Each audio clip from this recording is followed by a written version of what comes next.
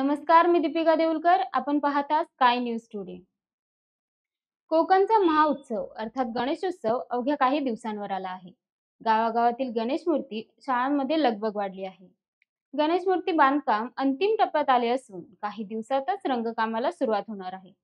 याचाच आढावा घेतलाय आमचे प्रतिनिधी अक्षय सातारेकर यांनी.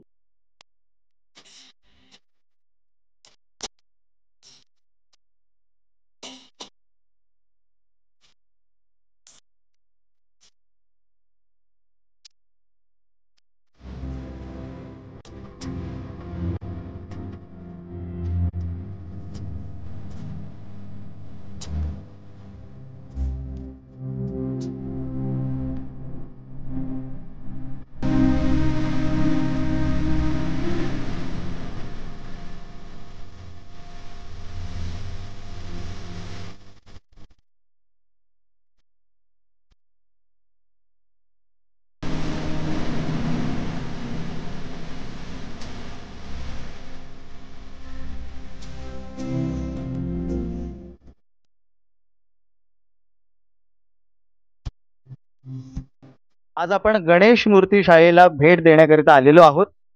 श्री गणराज 14 विद्या 64 कलांचा अधिष्ठाता, सुख करता दुःख हरता, सर्व गणांचा, अक्षरांचा, वर्णांचा, संधी समासांचा हा अधिपती, हा घराघरात विराजमान होतोय. आपल्याला माहिती आहे की गणेशोत्सव हा कोकणातील सगळ्यात मोठा उत्सव आहे, सगळ्यात मोठा सण आहे.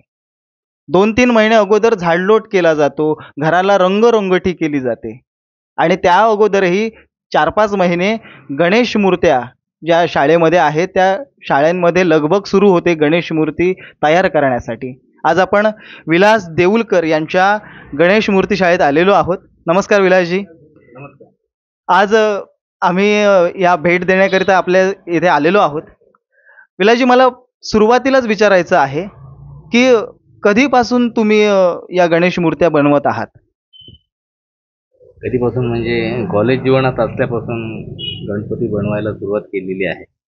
पहिल्यांदा बाजारपेठमध्ये जी मोठी शाळा आहे वांगणकर यांच्या शाळेमध्ये मी काम करायचो. नंतर कॉलेज पूर्ण झाल्यानंतर एक हौस आणखी एक व्यवसाय म्हणून मला स्वीकारावं लागलं आणि की मग नंतर 2003-4 पासून कामाला प्रत्यक्ष सुरुवात केली. आज स्वतःची शाळा आहे, 70-80 गणपती असतात आणि पूर्णपणे शाडू मातीचे गणपती आम्ही बनवतो. प्लास्टरला आमच्याजवळ थारा नाही, कुठल्याही प्रकारची प्लास्टरची मूर्ती किंवा आकार दिला जाणार नाही हे पहिल्यापासून तत्व ठेवलेलं आहे आजपर्यंत. आणखी जवळजवळ 5 कारागीर ते सर्व माझे नातेवाईकच आहेत, त्यांची पण मदत आहे. असं करून हा व्यवसाय आज स्वीकारलेला आहे. विलासजी, आता तुम्ही म्हटलात की शाडूची संपूर्ण मातीची तुम्ही मूर्ती तयार करतात, प्लास्टरला तुमच्याकडे थारा नाहीये, मग त्यामागे काही विशेष असं कारण आहे का? प्लास्टर कसं सर्वजण जे आहेत इथे गणपतीकार ते नदीमध्ये आणि समुद्रामध्ये विसर्जन करतात आणि ते प्लास्टरचं विसर्जन होत नाही. निदान आपण बाकीच्या कुठल्या इव्हेंटमध्ये भाग घेऊ शकत नाही, ते निदान प्रदूषणामध्ये असं तरी आपण सहकार्य करूया हा उद्देश. प्रदूषण प्लास्टरचं होता कामा नये म्हणून. आणखी हे पारंपरिक आहे सगळं, हे कुठेतरी जोपासलं पाहिजे. आणखी जास्तीत जास्त तरुणांनी यामध्ये सहभागी झालं पाहिजे असं पण आहे. आणि म्हणून निदान बघून तरी कोणतरी म्हणतील की बाबा हे करतं ते आपण तरी करूया. मग जास्तीत जास्त आपल्याकडच्या तरुणांनी यामध्ये उतरलं पाहिजे, आणखी ही कला जोपासली पाहिजे. हा थोडासा व्यवसाय पण आहे, हौस खूप आहे, व्यवसाय म्हणता येणार नाही.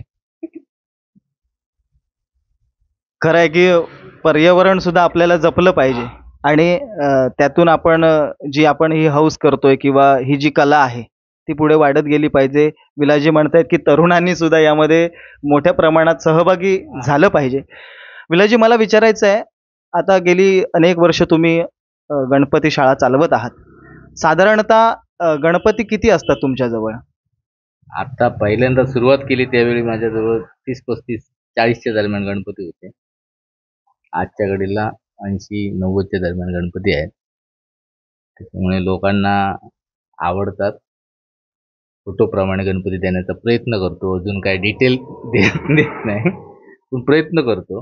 आणि त्यामुळे कलर काम वगैरे कॉस्टली चांगले कलर वगैरे वापरून कलर काम करतो. मग लोकांना आवडतात आणि म्हणून आता एवढे गणपती झालेले आहेत. मग या ज्या मूर्त्या तुम्ही बनवता त्या हाती आहेत की प्लास्टरच्या ती पण आहे. म्हणजे साच्या आपण म्हणतो? साच्यातले आहेत, साच्यातले जास्त आहेत. आणखी हाती पण आहेत, एक 7-8 नग हाती आहेत. त्याच्यानंतर साच्यामधला मॉडिफाय करून सुद्धा बनवलं जातं. म्हणजे हा जो आता इथे गणपती आहे, आम्ही साच्यातली बॉडी आहे त्याला फोटोप्रमाणे बनवणार. त्याला 1-2 दिवस होणार जाणार याला, असं पण काम केलं जातं. मग आता या ज्या तुम्ही गणपती आता म्हटलात की कलर कामासाठी आता कॉस्टली तुम्ही कलर वापरतात, म्हणजे महागाईचे कलर वापरतात.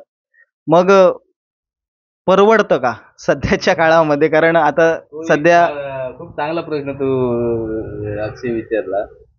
परवडत नाही म्हणून चालणार नाही, पण साठी पेन पनवेलला जे गणपती बनवतात ते खूप पेंटिंग चांगलं असतं त्यांचं, म्हणजे बघण्यासारखं पेंटिंग असतं. पहिल्यांदा आपल्याकडचे गावाकडले लोक सगळे डिस्टेंपर म्हणा, कडूचे म्हणा, ह्या कलरमध्ये गणपती बनवायचे. तर मी तोही एकदा ट्राय केली की बघूया आपल्याला असं जमतंय का. तर ते उलट सोपं पण आहे आणि दिसायला पण टकटकीत दिसतात. प्लॅस्टिक पेंट जे आहेत, फ्लोरोसेंट पेंट आहेत, शेडिंगचे वेगवेगळे प्रकार आहेत. ते पहिल्यांदा कसं होतं, बॉडीची एक कोकणातले गणपती म्हटल्यानंतर ठराविक शेडिंग वगैरे होती, भगी मारायची, लाल मारायची वगैरे. तो प्रकार मी कमी केला आता हळूहळू. साधारण पेन बनवाल्यांसारखं जमतंय का बघतो, थोडं थोडं जमतंय. असं पेंट म्हणजे परवडत नाही. आणखी सगळेच लोक पैसे देत नाहीत तसं नाही, काही जण समजून देतात. काही जे वार्षिकवाले आहेत ना, मग आमचे एवढेच होते, गेल्या वर्षी तेवढेच होते, त्यांना समजत नाही. माती पण दरवर्षी किमती वाढतात, त्याच्यानंतर कलरचे पण दरवर्षी किमती वाढतात. ब्रश आहेत ते खूप कॉस्टली आहेत पेंटिंगचे वगैरे, त्याच्या पण किमती वाढतात. आणि दरवर्षी मजुरी वाढते, म्हणजे कारागिरांच्या मानधनात वाढ करून द्यावी लागते. कारण आज जर एक कारागीर आपण दिवसभरासाठी कुठेतरी कामाला गेला तर नक्कीच त्याला 700-800 रुपये दिले जातात. निदान बाबा तेवढे तरी नाही, तर निदान 500-600 दरम्यान तरी आपण दिले पाहिजे, ह्याचा पण मी विचार करतो. त्यामुळे तेवढंसं परवडत नाही, पण लो लॉस नो प्रॉफिट ते चालतंय. असा विषय आहे. बरोबर. मोठा व्यवसाय होऊ शकत नाही, गणपती बनवण्याचा मोठा व्यवसाय होऊ शकत नाही. त्याच्यासाठी आणखी खूप प्रयत्न केले, होऊ शकतो असं नाही, असं नाही. बेरोजगारांना साठी तर खूप उपयोगाचं आहे. 1-2 माणूस घेऊन गणपती जर बनवतील ना तर खूप परवडण्यासारखं आहे. पण बरोबर आहे, म्हणजे नो प्रॉफिट नो लॉस. पण आपण हे पारंपरिकता आपण जपू शकतो, टिकवू शकतो. हा, हे फार महत्वाचं आहे. पण आता तुम्ही म्हटलं की हे सगळं चालू आहे. आता मी बघतोय इथे गणपती सगळे ते आता त्यांना आकार देण्याचं काम सुरू आहे. मग आता पुढची त्याची प्रोसेस नेमकी काय असते आता पुढे पुढे? म्हणजे आता हे आमचं शेवटच्या टप्प्याचं काम चालू आहे आणि 2-3 दिवसात हे काम संपलंच पाहिजे. आणि 2-3 दिवसामध्ये तर आम्ही पेंटिंगमध्ये जाणार आणि पेंटिंगमध्ये व्हरायटी देऊ शकणार. एक 7-8 दिवसामध्ये पेंटिंग होणं शक्य नाही. 15 ऑगस्ट जवळ आलाय. 15 ऑगस्टच्या आधी 10 तारखेच्या आधी आमच्याजवळ पेंटिंग झालंच पाहिजे, तर आम्ही पेंटिंगमध्ये व्हेरिफिकेशन व्हरायटी देऊ शकतो, नाहीतर होणार नाही. आणि अजून एक 7-8 गणपती बनवायचे आहेत, छोटे आहेत. आता झालं पाहिजे, म्हणजे हे झाल्यानंतर व्हाईट येणार. पहिला व्हाईट कलर, पहिली जागा करणार व्यवस्थित, सगळे लाईनीत लावणार, शाळेतले विद्यार्थ्यांना बसायला जागा व्यवस्थित करणार. त्याच्यानंतर व्हाईट येणार, मग बॉडी कलर येणार, मग त्याला बॉडी शेडिंग, मग लिखाई वापस, मग त्याला कपडे, सोनं चांदी सुरू. पुढचे दिवस आहेत ते खूप फास्ट काम केलं पाहिजे, असं आहे. बरोबर. आता दिवस हातात फार कमी आहेत आणि त्याच्यात आपल्याला चतुर्थी पण जवळ आहे. आणि की कसं झालं, पावसामुळे थोडासा परिणाम झाला, माती वगैरे केलेल्या मूर्ती वगैरे राहिले नाहीत. बाहेर तिकडे बनवून ठेवले ते बघा, पूर्ण होत नाही, राहत नाही. तो पावसाचा इफेक्ट आहे. निसर्गाच्या पुढे आम्ही काय करू शकत. त्याच्यामुळे दुसरी कामं करून ते ऍडजस्ट करावं लागतं.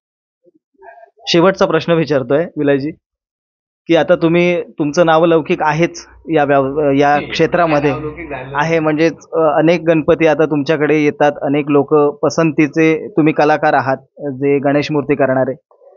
मग आता सध्या नवीन तरुण जे आहेत ते या व्यवसायात उतरू इच्छितात, त्यांच्यासाठी तुम्ही काय संदेश द्याल? नवीन तरुणांना माझं नेहमी सहकार्य असतं, जे कोणी येतील त्यांना. आणि हे पण सांगत असतो की बाबा आम्हाला काय येतं ना ते तुम्ही बघा, ते करा. तर काही पोर आमचे गणपती बनवत आहेत, अजून कोणाला नीट सोंड वगैरे लावता येत नाही. त्यांना मी सगळ्यांच्या पुढे बोलणं बरोबर वाटत नाही. एखाद्या पेंटरला तू गणपती सुरू कर, बाजूला बोलून तू सोंड लावतोस ना, ती सोंड जर अशा प्रकारे जर लावली तर खूप आणखी काम तुझं चांगलं होतं. तर ते ऐकतात पोरं. चला चला काका, मी तुमच्याकडे बघू घेतो. पेंटिंगचं काम आहे ते.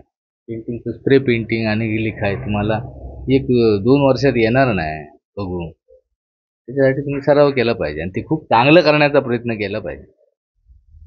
माझं नेहमी सहकार्य असतं. कोण जर आला विचारायला, हे असं काय कलर, कोण येतात, हे कलर केल्यावर हे काय होणार वगैरे. आपल्याला माहिती आहे ते सगळं सांगितलंच पाहिजे, नाही तर त्याचा उपयोग काय, आम्हाला कुठे घेऊन जायचं आहे. सहकार्य नेहमीच असतं. म्हणजेच जे जे आपणासी ठावे ते इतरांशी सांगावे, असं समर्थांनी म्हटलंय ना, त्या पद्धतीनं खरं तर आपल्याला जी कला येते त्याच्यात जर कोण नवीन इच्छुक असेल शिकण्याकरिता, तर विलासजी नेहमी तत्पर आहेत त्यांना शिकवण्यासाठी. ते आम्ही दाखवण्यास नेहमी तयार. हा, ते तयार आहेत. हे होते विलास देऊळकर, ज्यांच्या गणेश मूर्ती शाळेमध्ये आपण भेट दिलेली आहे. आपण पाहत राहा स्काय न्यूज टुडे.